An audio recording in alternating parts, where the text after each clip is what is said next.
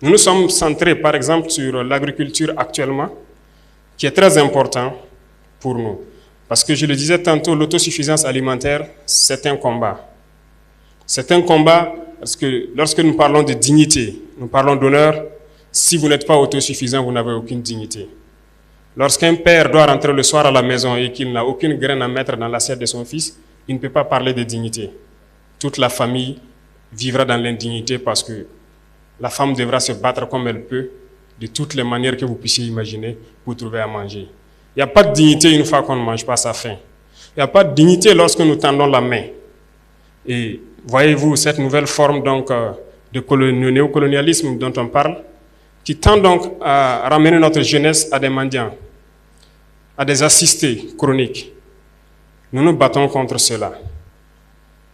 Lorsque vous dites à un partenaire qui est prêt peut-être à vous servir de, comment je dis, mobile money, jusqu'à 100 milliards, mais lorsque vous dites à ce même partenaire, non, servez donc à mobile money 20 milliards, et 80 milliards, nous allons faire des projets structurants donc, de production agricole pour les jeunes, ils ne sont pas d'accord.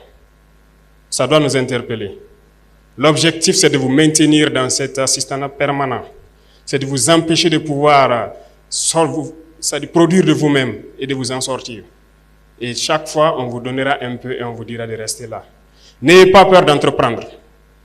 N'ayez pas peur d'entreprendre, il faut vous lancer. C'est dur, souvent très dur.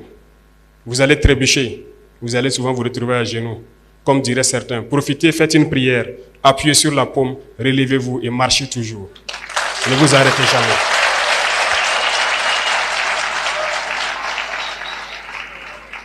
Et même ceux qui ont de l'emploi quelque part, ne vous en tenez pas seulement à votre emploi. Cherchez à investir, cherchez à développer quelque chose d'autre en parallèle. Parce que depuis, comme je vous disais, notre génération est dans un système assez complexe. On nous a peut-être appris qu'il faut juste avoir un emploi, un bureau, et on s'assoit et voilà, le salaire tombe à la fin du mois. Ça ne peut pas vous rendre heureux, ça ne peut pas. Votre salaire doit servir à développer quelque chose d'autre. Nous sommes militaires, moi je suis entrepreneur aussi depuis quelques années de cela, en tant que jeune.